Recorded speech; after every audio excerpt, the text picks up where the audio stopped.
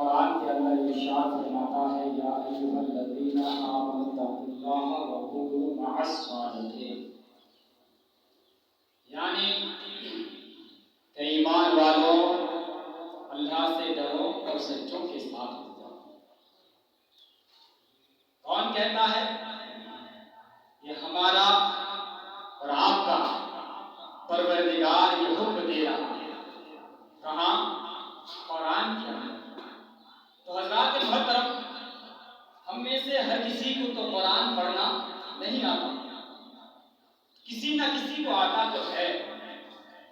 اگر آپ اپنی آنکھوں سے دیکھ کر قرآن کے اندر سے اس بات کو معلوم نہیں کر سکتے کہ رب کا کیا حکم ہے، تو یہ حکم رب کا آپ لوگوں تک پہنچانے کے لیے کوئی نہ کوئی ضروری ہے جی، وہ ہے علماء کرام۔ علماء کرام کا کام کیا ہے کہ اللہ اور اس کے رسول کے فرامین کو، اللہ اور اس کے رسول کی باتوں کو عوام تک پہنچانا، اور جو کام علماء کرام کی جماعت بخوبی انجام دے رہی ہے، اس میں کوئی شک و شبہ کی گنجائش نہیں۔ حضرات، یہ میں نہیں کہتا، بلکہ جو لوگ مقرر جو پیسے کے لیے 20,000 10,000 7,000 15,000 کے لیے جو لوگ باہر سے آتے ہیں تقریر کرنے کے لیے، لیکن ہر کوئی اس طرح کی بات کو نہیں کہتا، الا ماشاء اللہ کوئی کہہ بھی دیتے ہیں۔ اماموں کا کیا قدر ہے، امام کا مقام مرتبہ کیا ہے، وہ لوگ آ کر اپنی زبان سے خود ہی بتا کر جاتے ہیں۔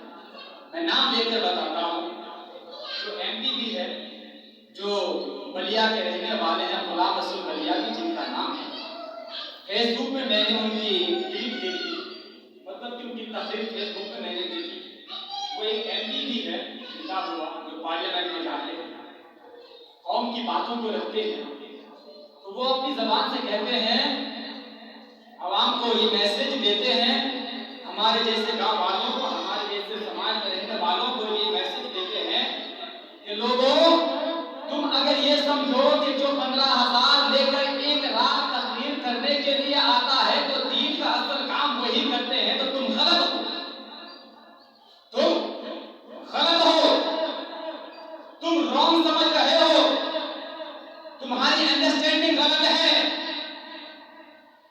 دین کا اصل کام، دین کے فرائض کو جو اصل معنی میں انجام دے رہے ہیں، اللہ اور اس کے رسول کے فرامین کو، اللہ اور اس کے رسول کی باتوں کو جو ہم عوام تک، سادھارن لوگوں تک، عام پبلک تک جو چن چن کر پہنچاتے ہیں، وہ کوئی اور نہیں، وہ 15,000 20,000 لے کر تقریر کرنے والوں میں سے نہیں، بلکہ میرے جیسے اور میرے جیسے ہزاروں ائمہ کرام ہیں، یعنی کہ امام لوگ ہوتے ہیں جو ہر جمعہ میں آپ کو الگ الگ ٹاپک پہ تقریر سنایا ہے، کبھی زکوٰۃ کے بارے میں، کبھی نماز کے بارے میں، کبھی ماں باپ کی عظمت کے بارے میں، کبھی اللہ اور اس کے رسول کے بارے میں، کبھی اولیاء اکرام کے بارے میں، کبھی زندگی کو کیسے گزارنا ہے اس بارے میں، کبھی اپنے بچوں کو کیسے تعلیم دینا ہے اس بارے میں۔ وہ تو آیا 1 گھنٹہ تقریر کی، 20,000 لے کر چلا گیا، کوئی فائدہ نہیں ہوا، نہ تو اس کی باتوں کا کسی پر تاثیر ہوا، وہ باتیں کسی پر اثر بھی نہیں کرتی ہے۔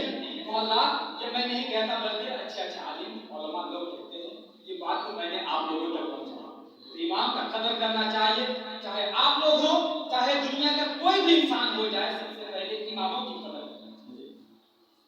تو حضرات محترم، آئیے، سرکار مفتی اعظم ہند فرماتے ہیں کہ ایک میں کیا، میرے اسیاں کی حقیقت کتنی ہے، ایک میں کیا، میری اسیاں کی حقیقت کتنی، مجھ جیسے 100 لاکھ کو کافی ہے اشارہ کیا، مجھ جیسے 100 لاکھ کو کافی ہے اشارہ کیا، یہ مفتی اعظم ہند کہتے ہیں۔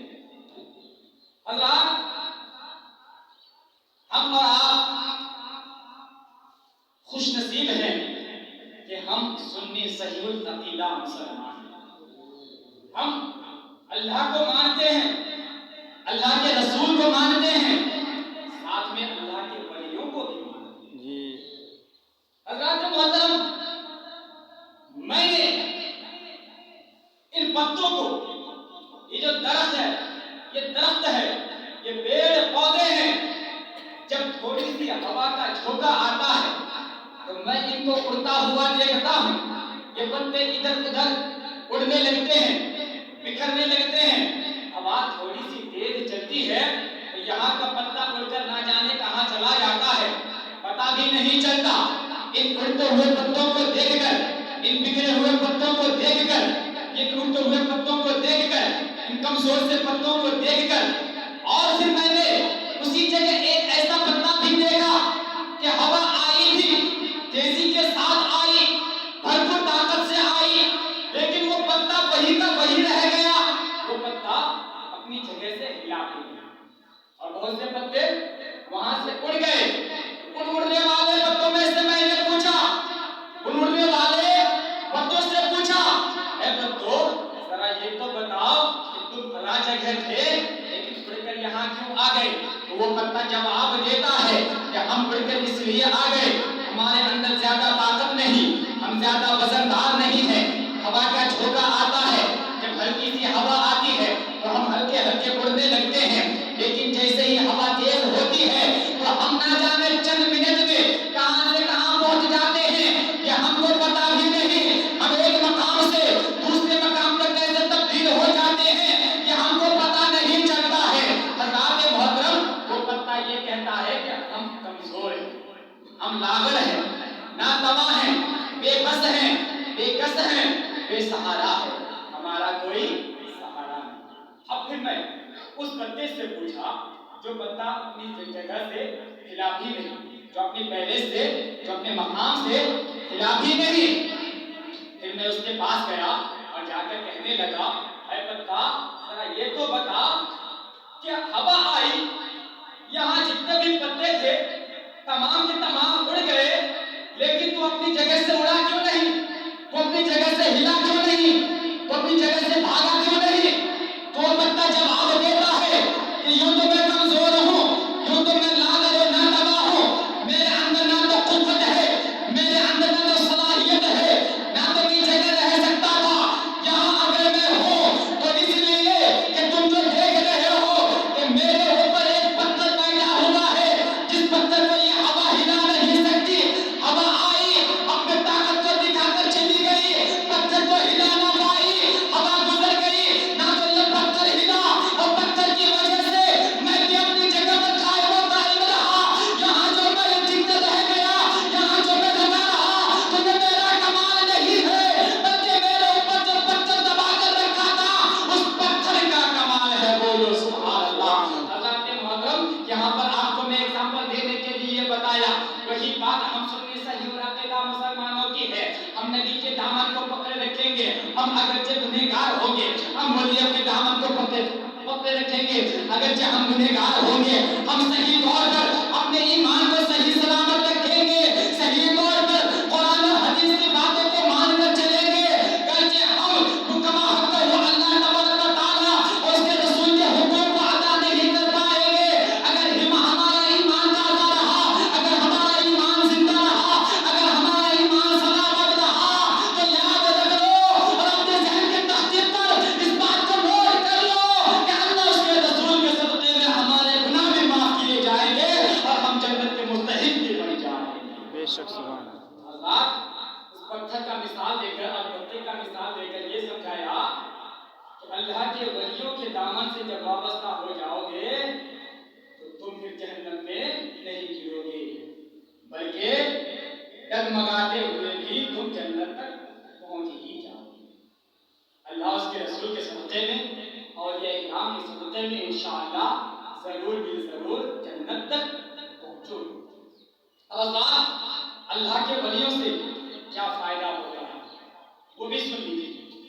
ہمارے اور آپ کے نبی جناب محمد رسول اللہ صلی اللہ تعالی علیہ وسلم فرماتے ہیں کہ بنی اسرائیل کے ایک آدمی تھا, ایک شخص تھا, جس نے کتنے قتل کیے تھے؟ بارہا آپ لوگ شاید یہ واقعہ سن بھی چکے ہوں گے، لیکن آج میں سناتا ہوں۔ اس نے کتنا قتل کیا تھا، کتنا مرڈر کیا تھا؟ اس نے 99 قتل کیا تھا اس نے۔ لیکن ایک دن اس کے دل میں خیال آتا ہے کہ میں نے 99 مرڈر کر لیا ہے۔ I have 99 مرڈر، کہ میں 99 لوگوں کو مار چکا ہوں، اب میں توبہ کر لیا ہوں، کیونکہ ایک نہ ایک دن اس دنیا فانی سے دنیا بقا کی طرف ہر کسی کو جانا ہے۔ جی ہے کہ نہیں؟ جانا ہر کسی کو ہے۔ آپ دنیا کے جتنے بھی کام ہیں، جتنے بھی باتیں ہیں، ان تمام باتوں کو آپ انکار کر سکتے ہیں، لیکن اگر آپ سے یہ پوچھا جائے کہ آپ کو مرنا ہے کہ نہیں، تو آپ انکار نہیں کر سکتے۔ تو حضرات اس کے دل میں بھی یہی خیال آیا کہ ایک دن تو جانا ضرور ہے، تو میں توبہ کروں۔ گیا ایک راہب کے پاس، جا کر کہا کہ میں نے 99 مرڈر کیا ہے، میں نے 99 لوگوں کو مار دیا ہے، کیا اس پر بھی اللہ تبارک و تعالیٰ مجھے معاف کر دے گا؟ کیا اللہ تبارک و تعالیٰ میرے گناہوں کو بخش دے گا؟ کیا اللہ مجھے جنت عطا کرے گا؟ تو حضرات محترم، اس نے کہا کہ تم اتنے بڑے پاپی ہو اور اب آئے ہو اللہ کی بارگاہ میں معافی مانگنے، اللہ کی بارگاہ میں اپنے گناہوں کو توبہ کرنے کے لیے آئے ہو، معافی کا پروانہ دینے آئے ہو، یہ تو ہو نہیں سکتا۔